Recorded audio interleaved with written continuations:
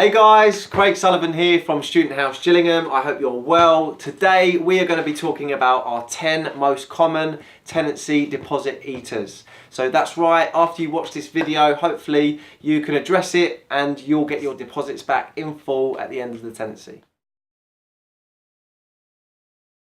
So at number 10 we have dust, and this is so frustrating for me, for someone who does inventories, because this can be so easily avoided. And usually the dust lurks behind the big bulky items such as under the bed or behind the bed, behind the wardrobe, the desks and the drawers. And it's really important that you don't forget to clean behind them, because ultimately that's what we have to do before you guys move in. We make sure everything is clean back, front and underneath. So guys, remember to move out the furniture and clean underneath it. So guys, another expense which you must keep in mind of is your usage for utilities. A lot of people miss this, and we rarely get a comeuppance of this, but when it happens it can cost a lot. So for example, each house is provided a utility quota, and it's your job to make sure that the usage for that house is responsible. For example, leaving a room, make sure the lights are turned off at night, and also when you go to bed, make sure that the central heating's turned off. Failure to do so, and if you leave that on constantly, that is going to rack up and it's going to cost you. Next is limescale. This is a very common expense, and basically all you have to do is buy some limescale remover, which can be purchased for £1 at any superstore, and spray it over the taps with a gentle wipe after every shower or after every week. That will definitely reduce the limescale build-up, because once it builds up it crystallises and it becomes a right pain to get rid of. And ultimately you guys are responsible for those taps and the conditions of them, so make sure you clean up after you shower. Blue tack marks crop up every year, even though we do state in the contract that we have a zero tolerance for blue tack. This is because when it's attached to the wall for over a period of time, it solidifies, and that then sticks to the wall, and when you try and remove that, it takes off wallpaper, it even takes off some of the wall, which ultimately the tenant is responsible for. So guys, whatever you do, avoid blue tack like the plague, because it will ultimately cost you. We do recommend that you use other wall friendly stuff like magic sellotape, which is just as good, and it doesn't leave any nasty marks or stains.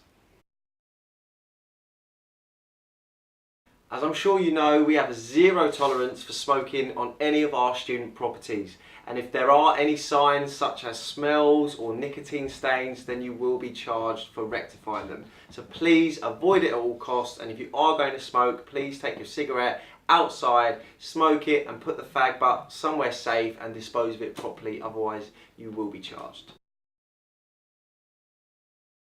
Another common charge that keeps coming up year after year is right at the end of the tenancy. Basically, tenants do a great job cleaning on the inside, however they leave all their rubbish on the outside, which is not acceptable. Tenants are responsible for clearing all the rubbish from the whole property, and that includes the front here as well. So please guys, make sure when you leave you take all your rubbish with you and dispose of it properly, otherwise you will be charged. This is another common one, but it can be so easily avoided. As you know, it's very important that all tenants return their keys before the end of the tenancy or on the day of checkout. Failure to do so will result in you being charged for a new set, or even the locks being changed, because you have to understand that any keys outside of the tenancy arrangement invalidates any landlord insurance should the house be broken into. So guys, please make sure that at the end of the tenancy those keys are handed in.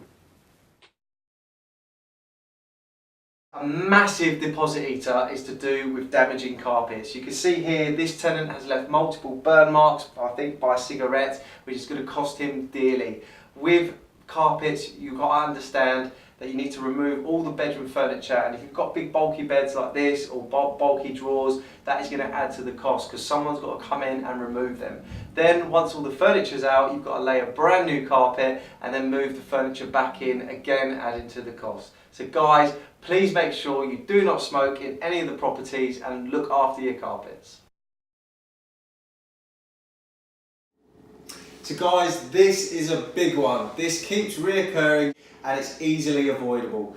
Ovens and cooker hoods. Basically, no tenant wants to clean up an oven or a cooker hood, but it's got to be done, as you know, as per the contract. So an oven this size is you're looking between about £50 to £100 to get it cleaned by a professional, and a cooker hood you're probably looking between £20 to £40. So again, adding those both up, that's a large chunk of your deposit that you could have saved if you'd bought a oven cleaner, sprayed it all in there, left it for a little bit and then wiped it all out. You might need to apply a second course for those really tough parts, but the key is don't let it on for too long, otherwise it starts to erode the metal and then you'll be in a whole heap of trouble because you'll have to replace the whole thing. So that is key. So guys, just go and buy some oven cleaner, get it done and save yourself some money.